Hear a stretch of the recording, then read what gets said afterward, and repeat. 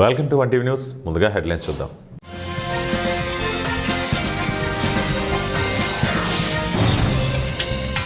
రాష్ట్రంలో విద్యుత్ ఛార్జీలు పెంచేది లేదు, సీఎం చంద్రబాబు కీలక ప్రకటన.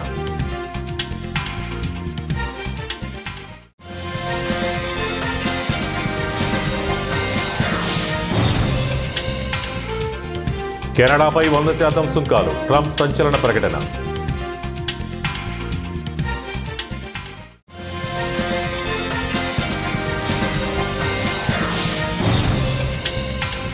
ఉద్యోగులకు ఏపీ ప్రభుత్వం తీపి కబురు, ఉపాధ్యాయులకు ఏప్రిల్ మే నెలల్లో బదిలీలు, పదోన్నతులు, ఉత్తర్వులు జారీ.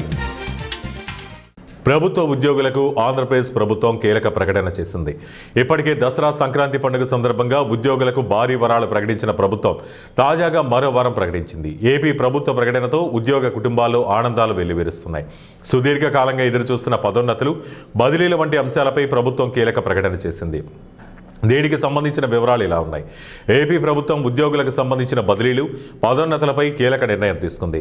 ఉపాధ్యాయులకు ఏప్రిల్ మే నెలలో బదిలీలు, పదోన్నతులు చేపట్టబోతున్నట్లు ఆంధ్రప్రదేశ్ పాఠశాల విద్యాశాఖ ప్రకటన చేసింది.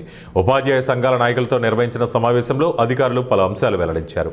వచ్చే నెలలో మెగా డిఎస్సి ప్రకటన చేయనుండటంతో పదోన్నతులు, బదిలీలపై ప్రభుత్వం నిర్ణయం తీసుకుంది. చైనాతో ట్రేడ్ డీల్ కుదుర్చుకుంటే 100% సుంకాలు విధిస్తామని కెనడాకు అమెరికా అధ్యక్షుడు ట్రంప్ వార్నింగ్ ఇచ్చారు. కెనడా, చైనా మధ్య ప్రాథమికంగా డీల్ కుదిరినట్లు తెలుస్తోంది. ఇరు దేశాల మధ్య టారిఫ్లు తగ్గించుకోవడం, వీసా రూల్స్ సడలింపు తదితర అంశాలపై చర్చలు నడుస్తున్నాయి.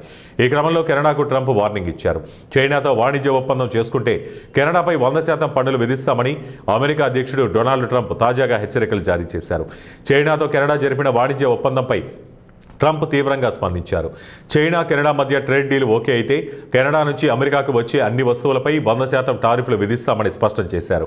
మరోవైపు అమెరికాతో వాణిజ్య ఉద్రిక్తతల నేపథ్యంలో అగ్రరాజ్యంపై ఆధారపడటాన్ని కెనడా తగ్గించుకోనున్నట్లు తెలుస్తోంది. ఈ క్రమంలోనే అమెరికాకు ప్రత్యామ్నాయంగా చైనాతో వాణిజ్య ఒప్పందాలు కుదుర్చుకుంటున్నట్లు సమాచారం. ఏపీలో కరెంటు ఛార్జీల పెంపుపై ముఖ్యమంత్రి చంద్రబాబు గుడ్ న్యూస్ చెప్పారు. రాష్ట్రంలో విద్యుత్ ఛార్జీలు పెంచేది లేదని చంద్రబాబు తేల్చి చెప్పారు. కూటమి ప్రభుత్వ పాలనలో 5 ఏళ్ల పాటు కరెంటు ఛార్జీల పెంపు అన్నది ఉండదని చంద్రబాబు ప్రకటించారు.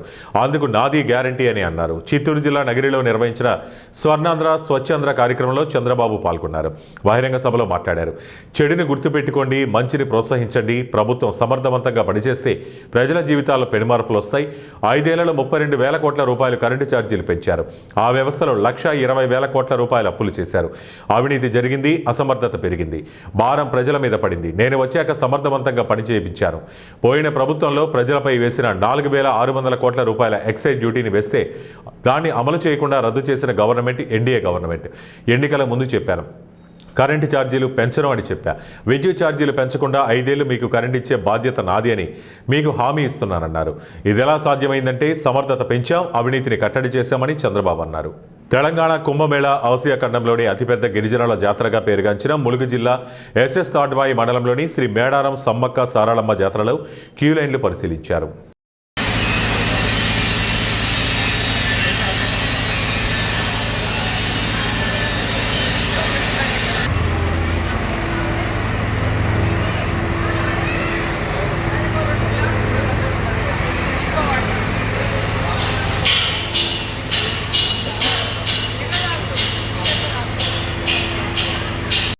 శ్మశాన వాటికను కబ్జా చేసుకుని ఈ స్థలం మాది అంటూ దౌర్జన్యం చేస్తున్నారని సిద్దప్పపాలెం దళిత కాలనీ వాసులు చంద్రప్ప, పెద్ద ఈరన్న, ఉరుకుందప్ప, యలకన్న, కొల్లే నాగరాజు, గొటాల్ చిన్నన్న ఆవేదన వ్యక్తం చేశారు. కర్నూలు జిల్లా కోసిగి శివారులోని సజ్జలగుడ్డెం రోడ్డులో ఒకే ఒక శ్మశాన వాటిక ఉందని, పూర్వం నుండి ఇక్కడే శవాలు పూడ్చుకుంటున్నామన్నారు. కానీ కోసిగికి చెందిన కొంతమంది ఈ స్థలం తమదేనని, శవాలు పూడ్చవద్దంటూ చెబుతున్నారని తెలిపారు. శ్మశాన వాటికలో గొలుసు మట్టి తోలించి చదును చేసి ప్లాట్లకు అమ్ముకుంటున్నారని వారన్నారు. పూర్వం కౌశికాపురం అనే కోసిగి పుట్టినప్పటి నుండి తాత ముత్తాతల ద్వారా మేమంతా ఇక్కడే అంత్యక్రియలు చేసుకుంటున్నామని, సార్ మాకు న్యాయం చేయండి సార్ అంటూ ఆర్ఐ శ్రీరాములు, ఎస్ఐ రమేష్ రెడ్డి వద్ద తమ గోడును దళితులు విన్నవించారు. తమ సమస్య పరిష్కారం చేయాలని డిమాండ్తో కూడిన వినతి పత్రాన్ని వారు అధికారులకు అందజేశారు. యథావిధిగా శవాలు పూడ్చే విధంగా తగు న్యాయం చేయాలని అధికారులను వారు కోరారు. అనంతరం కాలనీ వాసులతో మాట్లాడిన ఎస్ఐ రమేష్ రెడ్డి, ఆర్ఐ శ్రీరాములు 2-3 రోజుల్లో పరిష్కారం చేపిస్తామని హామీ ఇచ్చినట్లు ఆ కాలనీ పెద్దలు తెలిపారు. ఈ కార్యక్రమంలో మల్లప్ప, కోడి ఉరుకుందప్ప, చిన్న నరసయ్య, చిదానంద, అడ్వకేట్ నాగరాజు, తోటి నరసింహులు, ప్రవీణ్ కుమార్, ప్రశాంత్, ఎంఆర్పీఎస్ నాయకులు సామెల్, ఏఐవైఎఫ్ నాయకులు నాయకులు రాజు, ఏఎస్ఎఫ్ నాయకులు వీరేష్ పెద్దలు పాల్గొన్నారు.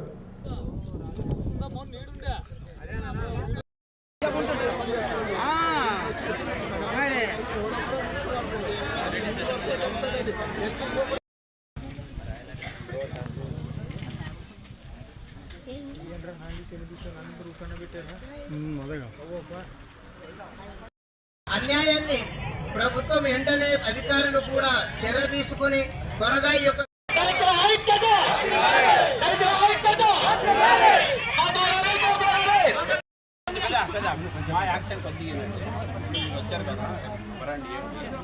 కడప జిల్లా బద్వేలు పట్టణంలోని పోలీస్ స్టేషన్ ఆవరణంలో వెలసిన శ్రీ దుర్గా సమేత మల్లేశ్వర స్వామి దేవస్థానంలో 21వ వార్షికోత్సవ వేడుకలను ఆలయ ప్రధాన అర్చకులు ప్రదీప్ కుమార్ శర్మ ఆధ్వర్యంలో తెల్లవారుజాము నుండి సుప్రభాత సేవ, వివిధ రకాల ప్రత్యేక పూజా కార్యక్రమాలతో అంగరంగ వైభవంగా ప్రారంభించారు. అమ్మవారికి 108 కలశాలతో 9 నదుల జలాలతో బంగారు, వెండి పుష్పాలతో ప్రత్యేక అభిషేక కార్యక్రమాలు నిర్వహించారు.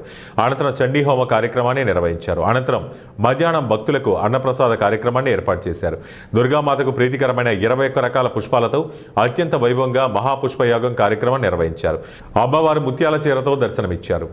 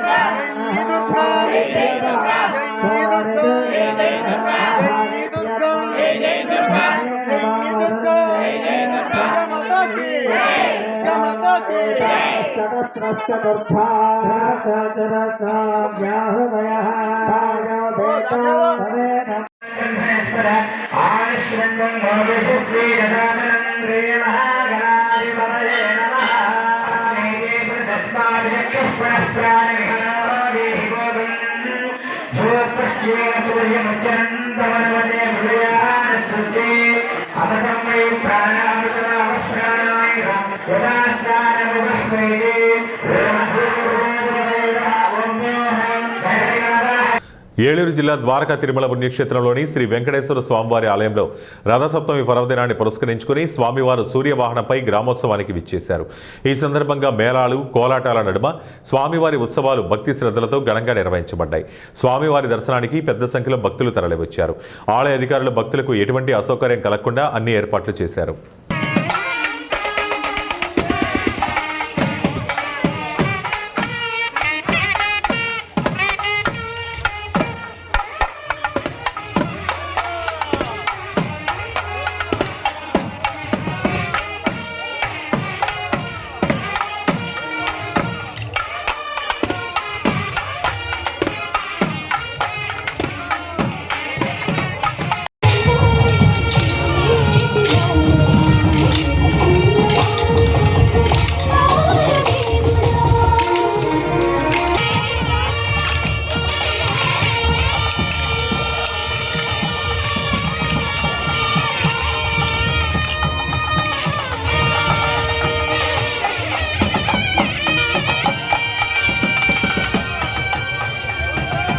ఆదోని జిల్లా జేఏసీ పిలుపు మేరకు బంద్కు వైఎస్ఆర్సీపీ సంపూర్ణ మద్దతు తెలిపింది.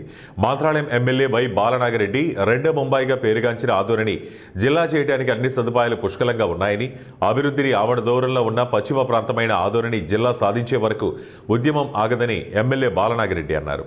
శనివారం మంత్రాలయంలో ఆదోని జిల్లా జేఏసీ పిలుపు మేరకు 5 నియోజకవర్గాల బంద్కు వైఎస్ఆర్సీపీ సంపూర్ణ మద్దతు తెలిపారు. ఇందులో భాగంగా మంత్రాలయం నందు చేపట్టిన భారీ ర్యాలీతో ఎమ్మెల్యే బయలుదేరి రాఘవేంద్ర కోడలి వద్ద మానవహారంగా ఏర్పడి నినాదాలతో హోరెత్తించారు.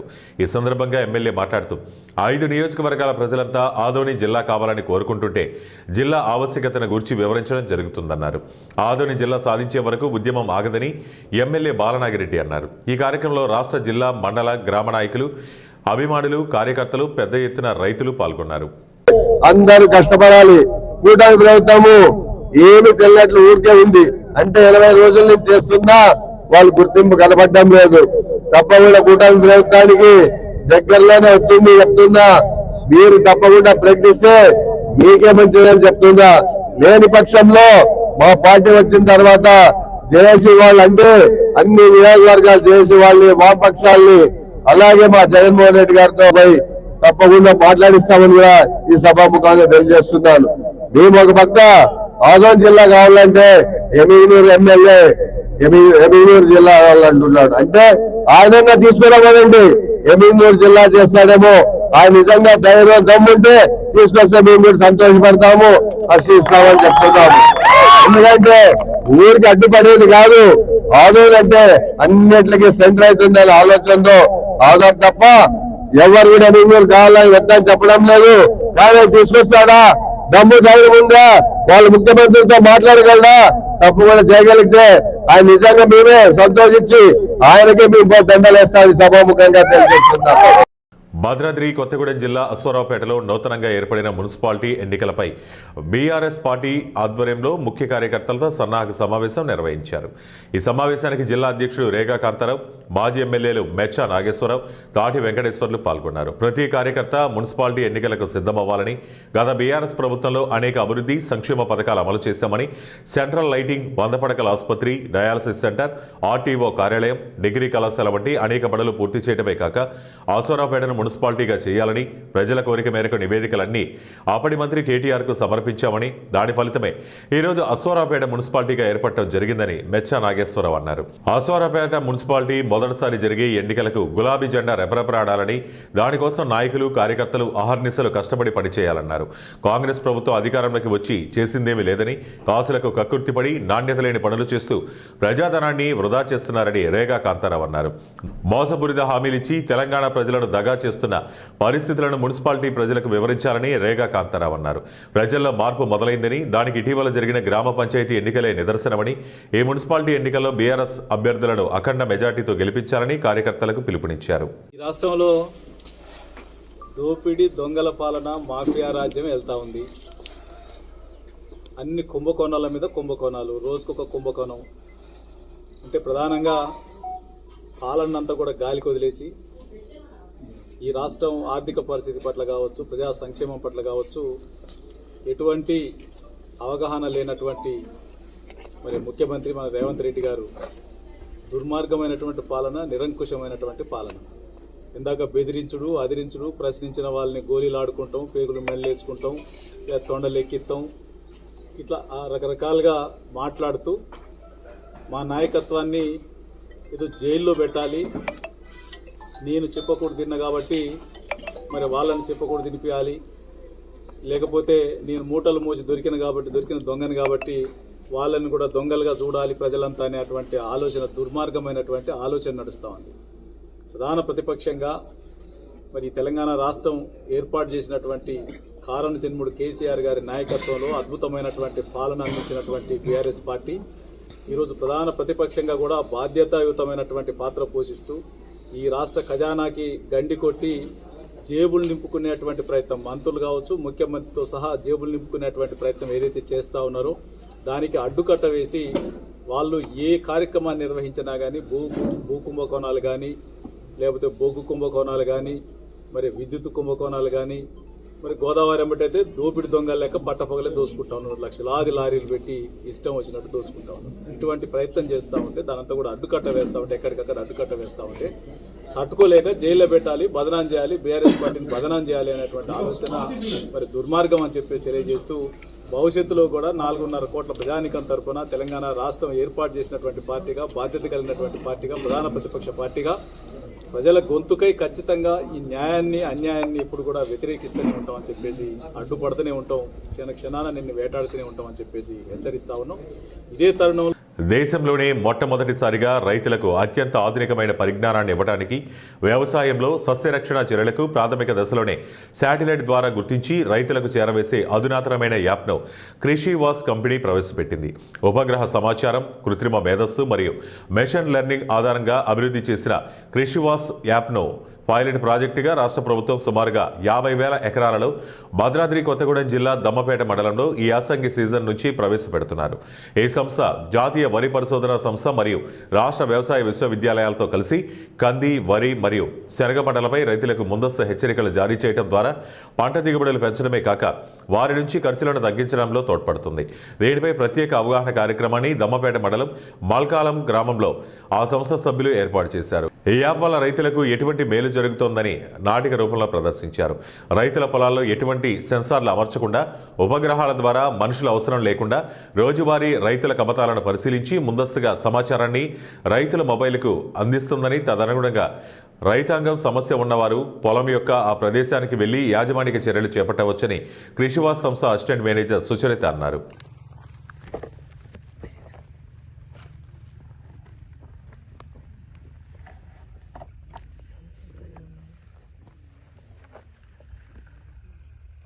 సమస్యను కనుక్కున్నాను.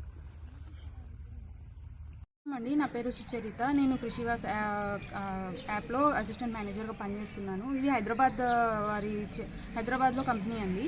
ఇది కృషివాస్ అనే యాప్ ఏంటంటే మనది శాటిలైట్ డేటాని బేస్ చేసుకొని రైతుల పొలాలను వారి యొక్క మొబైల్లోనే వారి పంట ఆరోగ్యం అనేది, పొలంలో ఇప్పుడు ఏదైనా పురుగు సమస్య కానీ ఏదైనా తెగులు కానీ లేకపోతే పోషక లోపాలు కానీ ఏదైనా ఎదుగుదల లేకపోవడం కానీ వాతావరణం ద్వారా ఎలాంటి ప్రాబ్లమ్స్ వచ్చినా కానీ మనకి ఈ యాప్లో అనేది చూపిస్తుందండి. దాని ద్వారా ఏమవుతుందంటే రైతు అనేవాళ్ళు ఆ ప్రదేశానికి వెళ్ళి అక్కడ ఏ సమస్య ఉందో చూసుకొని దానికి తగిన చర్యలు తీసుకోగలరనమాట. మన కృషివాస్ యాప్లో ఏంటంటే ఇప్పుడు సమస్య అనేది ఒక పొలంలో చెట్టు వెళ్ళి చూసుకోలేరనమాట. సో అది ఎక్కడైతే మొదలవుతుందో అంటే మనకి 4-5 మొక్కల్లో ఉండగానే అది మనకి సూచిస్తుందండి. ఇక్కడ ఈ ప్రదేశంలో మీకు సమస్య ఉంది. మనకి ప్రతిరోజు అలర్ట్స్ అనేది పంపిస్తుంది అనమాట. రైతుల మొబైల్స్కు అలర్ట్స్ పంపిస్తూ ఈ ప్రదేశంలో ఈ రకమైన సమస్య ఉంది, దీనికి ఈ విధంగా చర్యలు తీసుకోవాలి అని. మన దాంట్లో నావిగేషన్ ఉందండి. నావిగేషన్ ద్వారా ఆ ప్రదేశానికి వెళ్ళి అక్కడ ఏవైతే సమస్యలు ఉన్నాయో లక్షణాలని బట్టి డయాగ్నోసిస్ అనే టూల్ ద్వారా అది ఏ సమస్య, దానికి ఏ మందులు చేసుకోవాలి, మందుల్లో మనకి జీవరసాయనాలు ఉంటాయి, రసాయనాలు ఉంటాయి, ఇంకా వేప నూనె ఇలాంటివి, ఇలాంటివన్నీ కూడా ఉంటాయి. సో వీటన్నిటి ఇప్పుడు మొదటి దశలోనే గుర్తించడం ద్వారా మనం వేప నూనె ఇలాంటి వాటితోనే మనం కొంచెం త్వరగా తగ్గించుకోగలుగుతాము. అదే తీవ్రమైన దశలోకి వెళ్ళిన తర్వాత ఖచ్చితంగా రసాయనాలు చేసుకోవాల్సిందే. అలాంటప్పుడు ఏమవుతుందంటే కొంచెం రైతులు అనే వాళ్ళకి ఖర్చు ఎక్కువైపోయి అది మళ్ళీ పురుగు తగ్గకపోగా దాన్ని పూర్తిగా పంట నష్టం అనేది జరుగుతుంది. సో దీని ద్వారా ఏమవుతుందంటే ముందుగానే గుర్తించడం వల్ల వాళ్ళ ఖర్చు తగ్గుతుంది, దాని ద్వారా పురుగు నాశనం అవన్నీ తగ్గుతాయి, దాని ద్వారా దిగుబడి పెరుగుతుంది అనమాట వాళ్ళ ఖర్చు తగ్గడం ద్వారా. దీనివల్ల మనం మెయిన్గా చెప్తుంది ఏంటంటే ఎక్కడైతే సమస్య ఉందో అక్కడ మాత్రమే దానికి సంబంధించిన చర్యలు తీసుకునేలాగా మనం చెప్తున్నామండి. దీని ద్వారా ఏమవుతుందంటే వాళ్ళకి వాళ్ళ కూలి పని స్ప్రే చేసుకునే దానికి డబ్బులు తగ్గుతాయి. స్ప్రే ఎక్కడైతే ఉంటుందో అంతవరకే చేసుకుంటాం కాబట్టి మందు కూడా మనం తక్కువ వాడతాం అన్నమాట. దీని ద్వారా ఏమవుతుందంటే వాళ్ళకి టైము కలిసి వస్తుంది, మళ్ళీ ఖర్చు తగ్గుతుంది. సో ఇది మనం ప్రస్తుతానికి దమ్మపేట మండలంలో చేస్తున్నామండి. దమ్మపేట మండలం మొత్తం 22 విలేజ్లు మొత్తం అన్నీ చేస్తున్నాము. ప్రస్తుతానికి మనం 15 విలేజ్లు పూర్తి చేసుకున్నాము. 15 విలేజ్ల్లో కూడా ప్రతి ఒక్క రైతు దగ్గరికి వెళ్ళి వాళ్ళ ఫోన్లో వాళ్ళ పొలాలు ఇన్స్టాల్ చేయించి వాళ్ళ పొలాలు వాళ్ళకి చూపించి ఇది ఈ విధంగా ఉంటుంది, ఈ విధంగా ఉంటుందని వాళ్ళకి నేర్పించి వాళ్ళంతటా వాళ్ళు ఎవరి సహాయం లేకుండా అంటే ఒక పురుగు మందు షాప్కి వెళ్ళి మాకు ఈ పురుగు ఇవ్వండి, ఇదేంటో కొంతమంది రైతులకు అసలు ఆ సమస్య ఏంటో కూడా తెలియదు. పురుగు మందుల షాపులకి వెళ్ళి వాళ్ళు ఏది ఇస్తే అది తీసుకుంటారు. మన దాంట్లో ఏంటంటే అది ఏ సమస్య అని కూడా వాళ్ళు చూసుకోగలుగుతారు. అది ఏ సమస్య, దానికి ఏ మందు చేసుకోవాలో కూడా చూసుకొని రైతే సొంత నిర్ణయం తీసుకోవడానికి ఎవరి సహాయం లేకుండా వాళ్ళంతట వాళ్ళే చర్యలు తీసుకోవడానికి మన యాప్ అనేది చాలా బాగా ఉపయోగపడుతుందండి. ప్రస్తుతానికి మనకి ఈ మండలం మొత్తంలో చాలామంది రైతులు వాళ్ళంతట వాళ్ళే వాడుతున్నారు ఎవరి సహాయం లేకుండా. నాగర్ కర్నూలు జిల్లా కల్వకుర్తి మున్సిపల్ కేంద్రంలో మలక్పేట యశోద ఆసుపత్రి వైద్యులు తాము చికిత్స అందించిన జాజాల జంగయ్య అనే పేషెంట్తో కలిసి మీడియా సమావేశం ఏర్పాటు చేశారు. ఈ సమావేశంలో చికిత్స పొందిన జంగయ్య భార్య మాట్లాడుతూ తన భర్త జంగయ్యకు గత సంవత్సరం అక్టోబర్ నెల 11వ తేదీన ప్రమాదవశాత్తు మొక్కజొన్న యంత్రంలో తన కుడి చేయి పడి చేతి కండరాలు చితికిపోయాయి. గాయం అయిందని స్థానిక ఆసుపత్రిలో చూయించగా చికిత్స చేసినా కండరాలు నరాలు దెబ్బతిన్నాయి కాబట్టి లాభం లేదని చెప్పడం జరిగిందని, ఒకరి సలహా మేరకు మలక్పేట యశోద ఆసుపత్రికి వెళ్లడం జరిగిందని, డాక్టర్లు వెంటనే మాకు కౌన్సిలింగ్ ఇచ్చి చికిత్స అందించారని, ఇప్పుడు తన భర్త చేయితో మునుపటిలాగే పని చేసుకోవడానికి పనికి వస్తుందని, చేయి మునుపటిలాగా పనిచేయదని చాలా మంది భయపెట్టారని, కానీ డాక్టర్లు తన భర్తకు సహాయం చేశారని జంగయ్య వారి సంతోషం వ్యక్తపరిచారు. మలక్పేట యశోద ఆసుపత్రి అసోసియేట్ వైస్ ప్రెసిడెంట్ శ్రీనివాస్ మాట్లాడుతూ, ప్రమాదం జరిగినప్పుడు ప్రమాద తీవ్రతను బట్టి సరైన సమయంలో ఏదైనా పెద్ద ఆసుపత్రికి తీసుకెళ్తే దాదాపుగా నయమయ్యేందుకు ఆస్కారం ఉంటుందని అన్నారు. నేను డాక్టర్ రంజిత్ అండి, vascular surgeon, Yashoda hospitals Malakpet. అయితే ఈ వచ్చిన పేషెంట్కి యూజువల్గా రక్తనాళాలు ప్లస్ కండ రెండు కట్ అయిపోయాయి. రక్తనాళాలు కట్ అయితే యూజువల్గా 6 గంటల లోపు మనం రక్త సరఫరా రీస్టోర్ చేస్తే 100% రికవరీ అనేది ఉంటుంది. కానీ ఈ పేషెంట్ 12 గంటల తర్వాత వచ్చారు. వచ్చినా కానీ మనకు సక్సెస్ఫుల్గా రిపేర్ చేయగలిగాము. దాంతోపాటు ఆ కండ ఏదైతే కట్ అయిందో దాన్ని డాక్టర్ చంద్రమౌళి సార్ గారు రిపేర్ చేసి ఈరోజు మన పేషెంట్కి 100% recovery with all full movements and 100% సర్క్యులేషన్తో రావడం వచ్చినందున ఇది మనం జనాల్లోకి తీసుకెళ్ళడానికి నా ప్రయత్నం.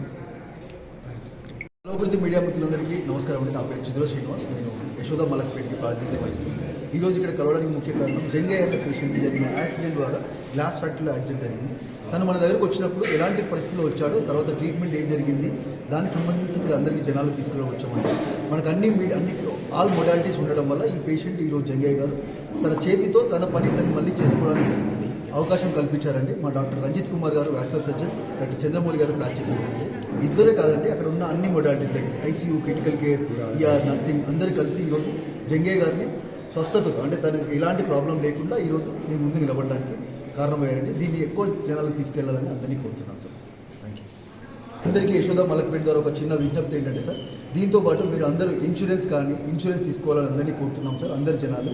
ఎందుకంటే దానికి సంబంధించి ఒక 5 లక్షలు ఈరోజు సెంట్రల్ గవర్నమెంట్ జీఎస్టీ తీసేసిన తర్వాత 5 లక్షలు ఇన్సూరెన్స్ తీసుకోవాలంటే 6 నుంచి 8,000 రూపాయలు అవుతుంది సార్. సో అందరూ తీసుకోవాలి. ఎలాంటి ఎంప్లాయ్మెంట్ కార్డు ఉన్నా, ఆరోగ్యశ్రీ ఉన్నా, ఇలాంటి ఇన్సూరెన్స్ తీసుకోవడం వల్ల ఎవరిని బతిలాడాల్సిన పని కానీ ఇది రాదు అది రాదు అని చెప్పాల్సిన పని ఉండదండి. వెళ్ళి కార్పొరేట్ హాస్పిటల్కి వెళ్తే మీకు క్యాష్లెస్లో ట్రీట్మెంట్ జరుగుతుంది సార్. కానీ ఒకటే చిన్న విషయం ఏంటంటే కో పేమెంట్ లేకుండా 100% కవరేజ్ ఉండేటట్టుగా తీసుకోండి సార్. ఇది ఒకటి అందరికీ విజ్ఞప్తి సార్, అందరూ జనాలకు తీసుకెళ్ళాలని కోరుతున్నాను. Thank you so much. వార్తలు ముగించే ముందు ముఖ్యాంశాలు మరోసారి.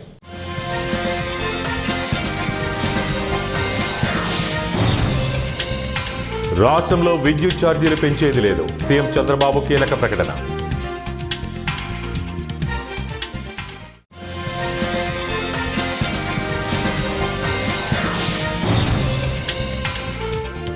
కెనడాపై 100% సుంకాలు, ట్రంప్ సంచలన ప్రకటన.